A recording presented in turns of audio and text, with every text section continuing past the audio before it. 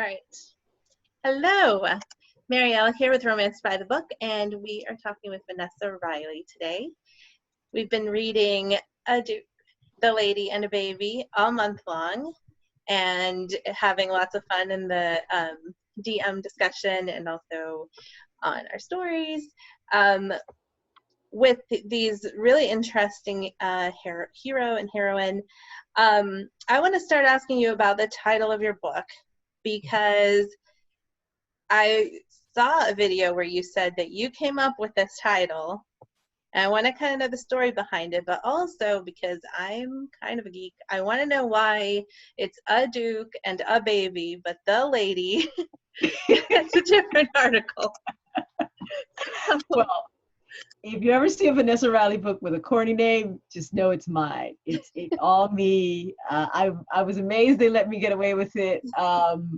It's a show-stopping kind of name, right? Yeah. You gotta have a special story to come behind a name like that. So it definitely gathers attention. And the lady is to spotlight Patience Jordan because she's not your typical heroine. She's an heiress from the West Indies, and there are very few books that for the Regency era that's going to show a woman of color as the heroine in these books. And so it's a Duke, because there's so many of them, right? The lady and a baby. Nice.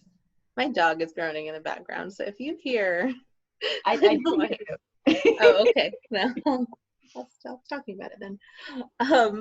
Awesome. So we've got Patience, who is not very patient, and Music, who I've been kind of stalking you on your internet appearances, but I saw you twice say that you have a list of like awful Regency names that you are determined to use.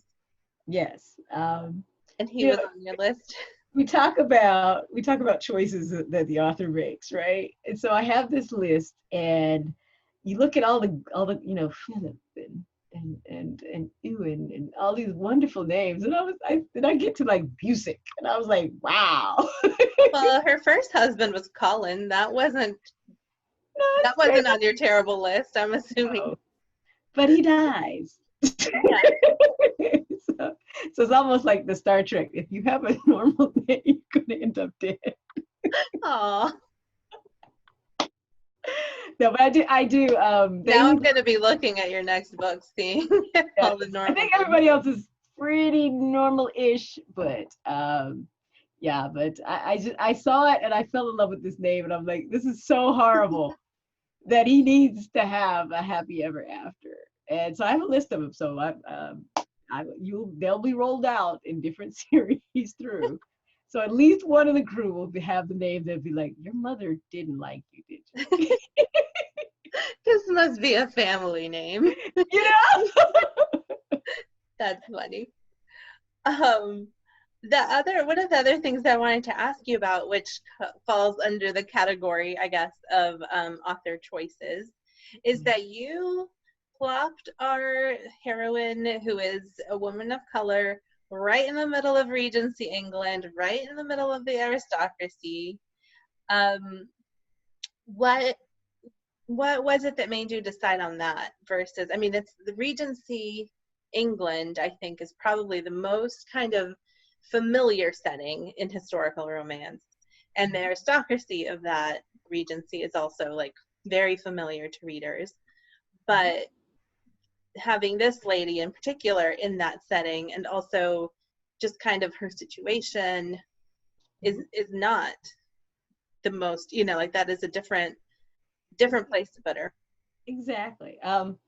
We all are familiar with the Regency, right? And we all know of the peers or the second sons, whatnot. They didn't inherit anything, so they are looking for wives or heiresses with, wives with money, heiresses that they can marry, so that, because once you marry, all your assets are now under the control of your husband.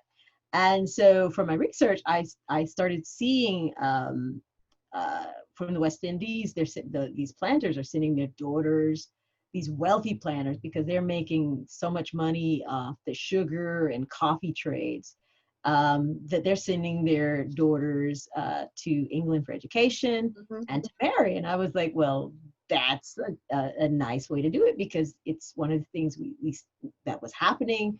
Let's actually have a story that showcases that. And so we put Patience.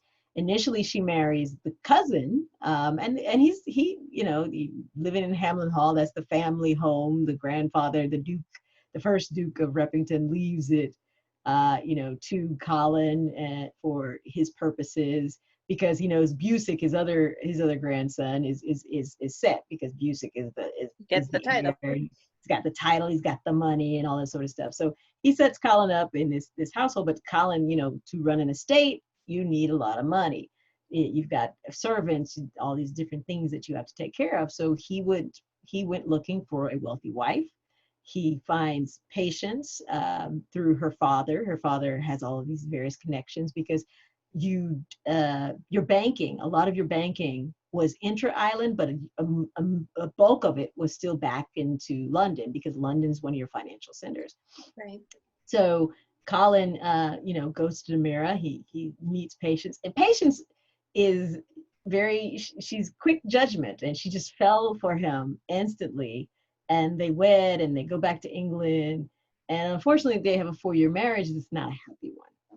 Colin suffers from depression, and Patience is diminished most of her life to try and do anything to make him happy, to make this marriage work.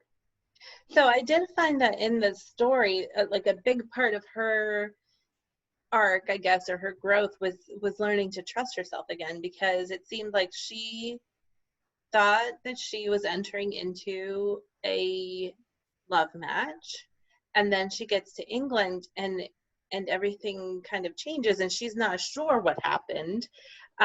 She doesn't seem at all sure, like, if he cares about her, if he, like, what is going on. Mm-hmm. And a lot of the story, I feel like, even though there's certain things that she's like, nope, I'm doing this, and I don't care who or what, I'm not waiting, I'm doing it. But there's also that, like, I guess the vulnerability in her too, that she isn't sure if she can trust her feelings, Mm-hmm.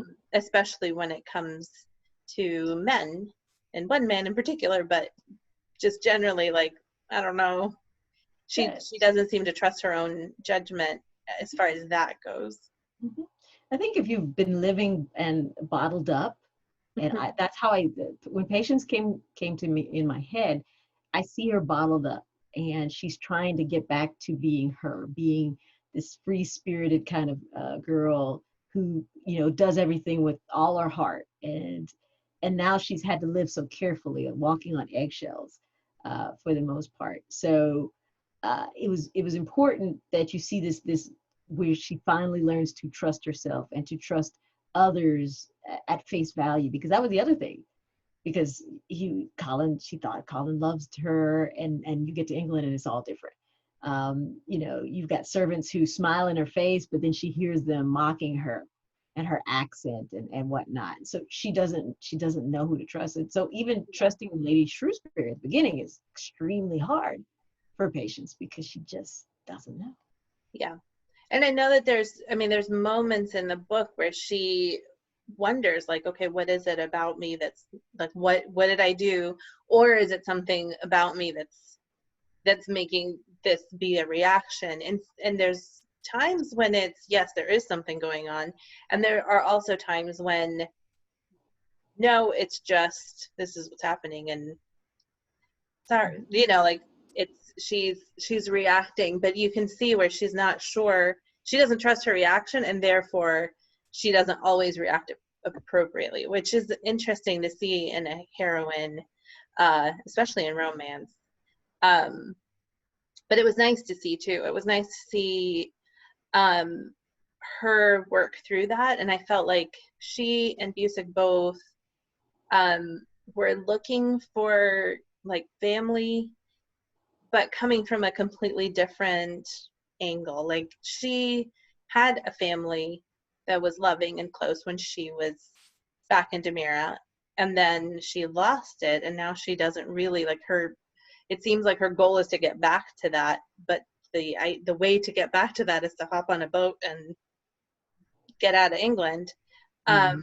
and Busick comes from a family who is kind of, I'm like, his mama is a little, um, she's not quite the model mother. Um, and so he also is looking for kind of a family, but it seems like he found that like in the military.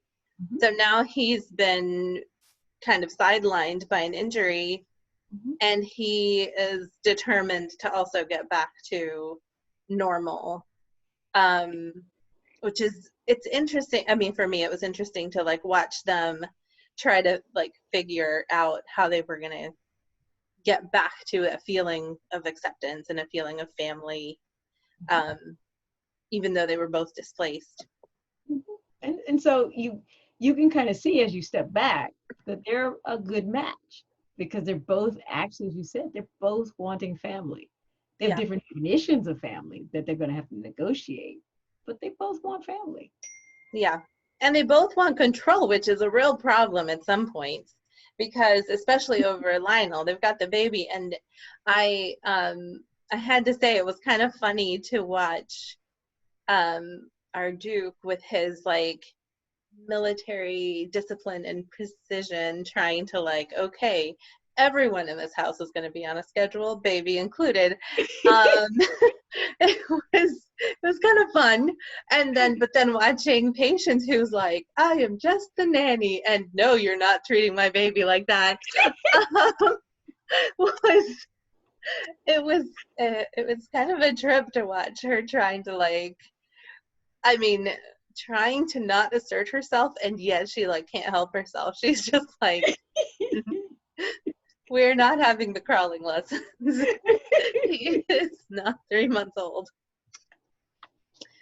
Um, She was a very, when she was in my head, she was very strong, and those point you picking out the right points because that's such tension, right? Because she's got, I work for you, so I have to obey you, but this is my baby. And she was not good at it. she wasn't. No, like she could not have been an actress, because she was just like, yep, uh-huh, uh-huh. No, I'm not doing that. Sorry. um, and she'd get mad at him, and then she didn't want to, she like one word answers, and he, I mean, it was kind of funny because he was so upset when she was not communicating with him. Um, but she really like she could not be herself, which must have been quite a switch for him from his mother and the, you know, whatever his experience with women. Yes. So you Seemed get, like it was not that. his mother is kind of a female rake, where that's what he's seen. He's seen women who don't care, who go for what they want, Yeah, and it was never about family what she wanted. no. And then you have Patience, who is all about family, all Hmm. about her son. So you get this lovely little opposite Yeah. thing. Also, I thought it was interesting that you had a couple of instances where um, like at the very beginning, Patience is dressed as a man of some kind of servant Footman. in the household, a footman, because she's like scaling the walls and crawling into the house to, I mean, it's not what I'm describing, like she's like gorilla, but no. Um, she, but she does like sneak in the house to feed her baby, and then like crawl down the trellis to try to get out of there before she gets discovered. Um, and she is, I mean, he doesn't right away notice, but he figures her out early. Hmm. And then later on, she reveals herself. Like she, and this is part, I guess, of her not trusting herself, because from the beginning she was like, we need to just tell him the truth. And she lets people convince her that no, you have to wait, we must be circumspect, you have to, and which she's not good at anyway. But eventually she She's terribly not. bludgeons him over the head with the truth. And the poor guy is like, wait, what's happening? um, it was interesting to me to see you like choose, and like what does it do to a relationship, and what does it do to the story to have someone reveal themselves versus being discovered in some other way, whether it's the like makeup, the like face paint that you're wearing, or the fact that you're, you know, like showing up the next day and saying like, hey, Well, good job. So this is the Duke nanny dynamic after the Me Too movement. So that was in my head a great deal, because he's a reformed Ray, right? He still notices her. He's still, you know, in his head maybe longing for her, but she's in his employ, so he's not going to cross that line. So, right. You know, it's a difficulty showing that tension, but at the same time, how does she cross that line? Well, she's got to quit, and then she goes for it. But it's that subtle. It's a subtle tension, because at the same time, I'm not trying to message something of abuse of power, but it's okay because they fall in love or right. Whatnot. So it's there's new lenses that that as we're looking at things, there's new lenses we have to put into place. Yeah, that for your hero to be heroic, he can't be also taking advantage of his position. Exactly. That way, yeah. But yet still having that subtle tension, because, you know, he is attracted to her and he's not wanting to be that guy. He wants to be honorable. So and even from the beginning, as her being the nanny, they are basically raising the baby together, even though, and he stops looking for the mom. I was like, excuse me? He's just like, well, we're not going to find out anything good because she's been gone long enough that like all the options are bad. So we're just not going to look for her anymore. And I'm like, you are setting up house. He was making his own little world. Think about it. He got the nanny person that's going to take care of all the nanny needs, and then he can make a man out of this baby himself. So he had his little world. He was setting it all up. It was sweet to watch him be so doting on the baby, and obviously that went a long way in endearing patience to him and giving her the feeling that she could trust him. But was that a thing that was always in the story for you, that he was going to immediately take that responsibility so seriously? And also, it wasn't just that he felt like he was responsible, he also was affectionate towards the baby. It wasn't, I don't feel like that's necessarily the way that parenthood in Regency, or, you know, like in those 18th, 17th century, 19th century is depicted. Yeah. So I played a little bit on his background, because he doesn't have an affectionate mother. Mm-hmm. His father was an invalid, so he wants this boy to know love, but he's still in his own special abusive way. It's hard for him, you know, so he's doing the things that are comfortable for him to show love. Yeah. So that's very, very important aspect. And I forgot what else I was going to say. I did think that it reminded me of like a situation in a hospital, or if you were in recovery from, like, he was recovering from an injury for 2 years before the story started. And a lot of times people in those situations are put on kind of a schedule of like, okay, we're going to do rehab. I mean, now I don't, back in the Regency, you could speak to that more than me, but they're put on a like, okay, from this time to this time, we're doing physical therapy, from this time to and you're going to rest. And then we're going to do, you know, they've got things so they can make their progress. And it seemed interesting to me that he put the baby, like, you are going to succeed and here's how we're going to ensure it. Yeah, that was more so from his military training. So Okay. he was Wellington's tactician, everything's timing, and so once again, trying to get back to his world, military order, timetables, time schedules are all very pressing. And then we So find out that his whole, like, well, it's an army contingent of soldiers that he's brought to Hamlin Hall are actually all people who need some sort of physical rehabilitation. And so it's not, at the beginning, you get the impression that he's brought, like, guerrilla warfare. army. Yeah, I'm like, wow, who is this Markham guy that we need an entire, like, battalion to come get rid of him? But then it turns out, like, oh, it's not that. It's like he took the people from the hospital and brought them all home with him, which also makes you think that he's very kind of soft-hearted and kind in the way that, even though he seems very rigid on the outside, he's a real softie underneath. Exactly. The Battle of Bejaj was very bloody. A lot of men were injured, and the one thing that during my research, I found technology, right? So I find these mechanical arms, hands, legs, and things like that. But you don't really see of, like, treatments, or how do you get people used to this, or was it just exclusionary? Was it the wealthier people who had access to these different things?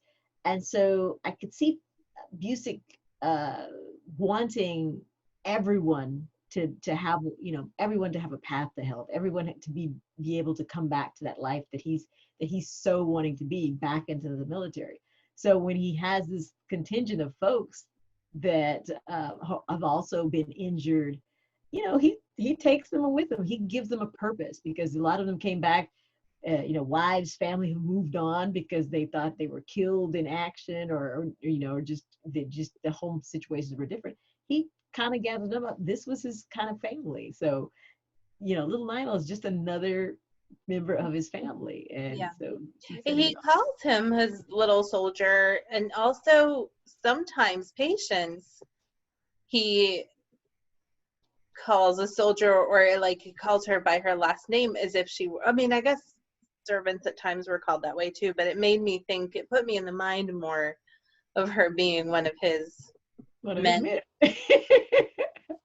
Which is kind of interesting too. Yes. I am wondering, because Patience has sisters in the book, and then there's also another, like, wife who disappeared, who seems to be Tamara. Yeah. So would you ever set historical in the Caribbean, or do you think that you will stay in England in the Regency? Sorry, I know I'm adding books to your series now, but yes, there will be some in the Caribbean. okay. I'm not sure about this series. This series may get a touch of it, but when you go, you got to go all the way. And I mean, it's a long trip, so it's a long trip. If you're in a frigate, takes you and you have the winds, you can do it in 6 weeks. Military frigate, one of the big boats. The goal, the ultimate goal is, as I continue writing, is I will take you guys there. Every one of the islands is different. Every one of the populations are different. The rigors are different. The laws are different. So if I take you to a place, particularly like Demerara, you're going to see the culture. You're going to see everything. And so, because that takes a long time and the world building, you might not get that much of a snippet on this one, but in the future, we'll definitely. Yeah. I mean, we've got a little bit, but since it was still in England, it was more, I think, Patience trying to adapt. And poor Colin, like, I don't know if he was just real young and didn't know what to do. But he, like, putting her in the country and just leaving her there was really a disservice, as far as, like, she had no chance of being able to adapt to her new environment, because she just got kind of dumped there and we'll see you later. Like, I'm going to town. So you could see why she was so you could see why she was so kind of defeated by the time the story starts. Well, and also, like, it doesn't help that people were really out to get her within the household. Mm-hmm. So as far as, like, the intrigue, because there is some intrigue in this story, Mm-hmm. and you kind of see it from the beginning, but as it goes on, like, probably past the halfway mark, all of a sudden you're like, wait a minute, there really is something fishy going on here. There's, like, is there a ghost? Well, no, maybe it's, like, you're trying to, there's stuff going on that's not quite right. Is that something that you like to put in all of your stories, or that you want to continue in this series, at least? That particular Hamlin Hall, you will see it again in the series. Okay. And Hamlin is, I took advantage. It's a 200-year-old house with the catacombs underneath. So things move and shift. And, if somebody's hiding in the attic, it may make sense down the road. But at this moment in time, it was, Markham was getting back in the house. Yeah. So he was causing things to happen, things to come up missing and whatnot. But, there's a good playing ground that if need be, as we go into the series, if anything else needs to happen, Hamlin is the perfect. It does seem to have some hidey holes, and yes. Yes. Because everybody has to have secret passageways. And I feel deprived. My home has not a one. We need to have them. You have to fix that. That's when they used to build houses, man. I need a proper cottage with a secret passageway and a catacomb. Definitely. So I guess that's most of the questions that I had, I think, that we've covered. I don't want to do too spoilery, even though, because people can go to our stories to really, like, if they want to. Stories are so cute. I'll do such a great job. Oh, thanks. We have fun with them. And I, like patience, don't have much of a poker face, so you can pretty much see what exactly is happening in my brain. What the two questions that we usually ask all our readers when they come on is, what is your favorite trope to read? I love marriages of convenience. Okay. Absolutely adore marriages of convenience. And secret babies. Well, this one had a not secret baby. Not secret baby. It had a secret nanny, or a secret mommy. Not a secret baby. Yes. And I guess a marriage of convenience. Of convenience, of pseudo convenience. Yes. An unconvenient marriage of. Yeah, marriage of convenience or immediacy. I guess it was convenient for Busick. Yeah. He's like, look, we're gonna make this happen.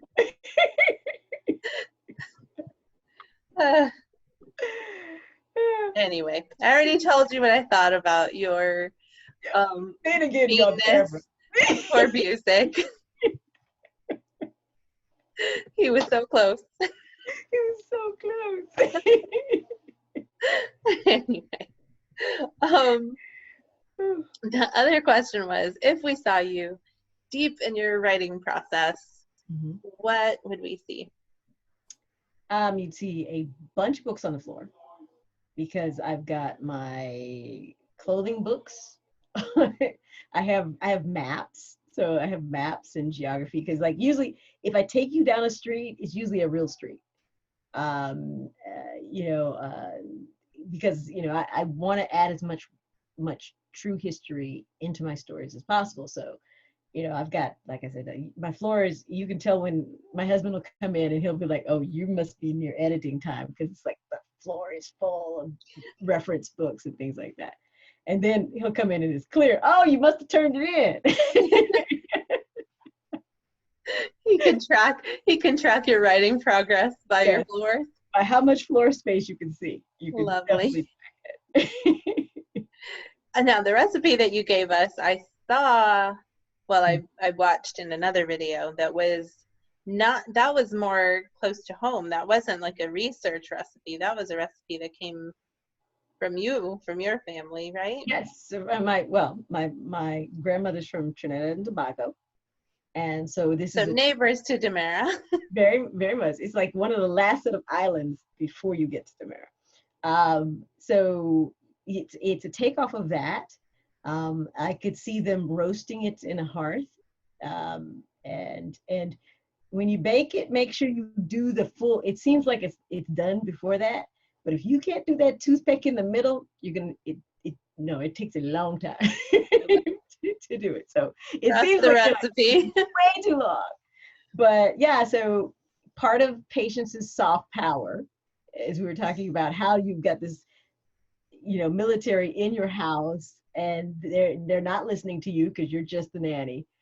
Part of her soft power was coconut bread, and women bake when they're happy. So pick your cannonballs up, and She got those men addicted to that bread, I think.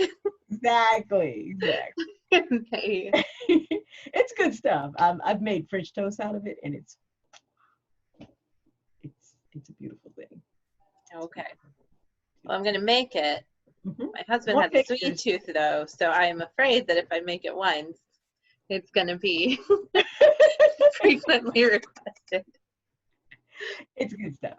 It's very good stuff. You're gonna love it. You're gonna love Nice. Well, thank you so much for spending time with us, and for letting us play with your book all month long.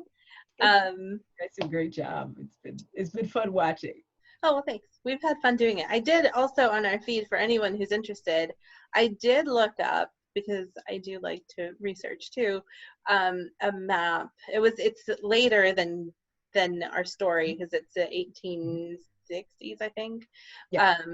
Map of Jumeirah, and so it shows like British Guyana, Dutch Guyana, Venezuela, Trinidad and Tobago. It's all kind of, so you can see where it is, what you're talking about, as far as spots, because I had not heard of Jumeirah as it's a place. I'd heard of Guyana. I was born in Panama, so Okay. I'm not too far from there, or my family isn't too far from there at all. But I hadn't heard the name, so I was like, well, let me dig a little, and it was fun to see. Yeah. It's a fascinating colony, and once again, every one of the colonies or islands in the Caribbean, different culture sets are phenomenal, and Demerara is incredibly interesting. Yeah, um, and you get a lot of people building because it's so far below the equator. They less amount of hurricanes, so it had a lot of, at one point in time, a lot of hotels are being built, and structures and things like that. nice. It's way down there at the equator. Yeah, it is kind of in like not a dip necessarily, but it's in a spot where a lot of, I'm over here, like you can see, and hurricanes come like that way, and it's down here where nothing Yes, nothing seems to happen there, yes, yes, which is yes, pretty cool. yes. Um, Now, if we ever are able to fly again, places, I'm like, that would be fun to go see. I grew up in Toronto and had lots of Guyanese, Trinidadian friends. Right. Yeah, so little did I know that that Exactly. I'd become acquainted with their history thanks to Vanessa Riley. Thank you. That's what we do here. We like to bring history back in a fun and exciting way. And there's so many areas of history that have just been covered up or moved or disappeared, and they're critical in their involvement or how we've become to be who we are. And so, if I can bring them back in fun stories, I'm going to try. Yeah. Well, you're also writing a nonfiction. Oh, no, historical fiction. Is it historical fiction? Yes. Okay. Yes. I thought it was non. Well, it's about it's a true to life person, Dorothy Kerwin Thomas, but because the records aren't all there, so like you get Oh, I see. snippets of pieces of life, and so you're writing. Well, how do you go from here, enslavement, to now owning hotels in So it's Demerara? a fictionalized account of a real person's life. Yes, yes, Gotcha. yes. So I think a lot of times in history, and this is maybe what you were just saying, that you get the parts that are preserved, that you get a full picture of what happened, can be sometimes like kind of the boring bits. Like, here's a war, let me tell you all about what happened. But you don't actually necessarily get to hear kind of the more interesting bits about how about people, in Exactly. particular people. Like, you might not know the background of someone at all until they reach a point where somebody takes notice, and then all of a sudden it's like, oh yeah, they're a blip, but you don't know what happened between when they Exactly. were born and when they got to that point where someone paid attention. Dorothy Kerwin Thomas's will is preserved by the National Archive in the UK. Wow. She ends up going from enslavement to becoming one of the wealthiest women in the Caribbean, and her transactions are preserved, just like you say. The transactions, they're preserved in history. Deeds are preserved in history, Wow. and then anecdotal people who knew of her, are all preserved. And so the historical fiction is to take all of that and come up with a narrative of how did she become who she became. Fill in the gaps a little bit. Yes, yes. So, I but think Laura Camoin and I yeah, can't remember. She's done a couple of books like that where they were, I mean, like Eliza Hamilton, she did one, and then she and Sidney Dre did the Eliza Hamilton, and once again, with Eliza, they actually had some diaries and whatnot, and snippets of history of where she and Hamilton, were, and yeah, they're able to come up with this grander story. And so it's a very similar process. nice. That's got to be completely different from writing a historical romance. Well, But no, she has several loves of her life, so I want to see who wins on team Prince William.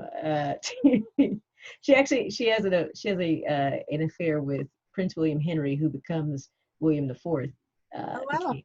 So that was a significant love affair, and then there are two other men that are significant loves of her life. And it'll be interesting to see who people think was the love of her life based on this story. So there's romance in this story, nice. and triumph. So she's a remarkable woman. I don't even know why the world tried to erase her. I don't know. I wonder sometimes, like, how much of it is like people outright trying to erase someone, and how much is just like neglect and like not valuing the stories of women and of people who are, are there, like trying to pretend like they're not important when they're remarkable. There's so many women, and you hit it on the head, that have done great and interesting things. But because mostly men write the stories and men write the history, you'll hear about Columbus, and you'll hear about All the wars, all the wars. exhaustive. I've seen so many narratives on Lord Nelson, or even Prince William, or because he became king. I see many narratives on him and stories on him. But the women, like, he had his other great love of his life is Dorothea Bland. You don't really see her story, because that in itself is fascinating. Yeah, you have to do piecemeal where it intercepts with somebody else, which is Mhm. kind of sad. Very Hopefully we can, I mean, hopefully the work that you're doing helps to like give us a broader view of what people were sad. actually accomplishing back then. Definitely. I'll see if you guys can get a copy, Oh, a thanks. review copy. It'll be different, but I still would love to know what you guys think because y'all are fun. Thanks. I've totally loved every one of your recaps. Oh, well, thank I you. would buy, I would buy the book just based on their recaps. Well, thanks. We try. I mean, we try. We try not to like. I don't know. We're not afraid of spoiling the things, but because it's a recap. But we do have a lot of fun, and I'm glad that we got a chance to read and share your book with everyone. So I guess we'll end here and talk to you again soon. The book is A Duke, the Lady, and a Baby, or A Duke. Sorry. Bye.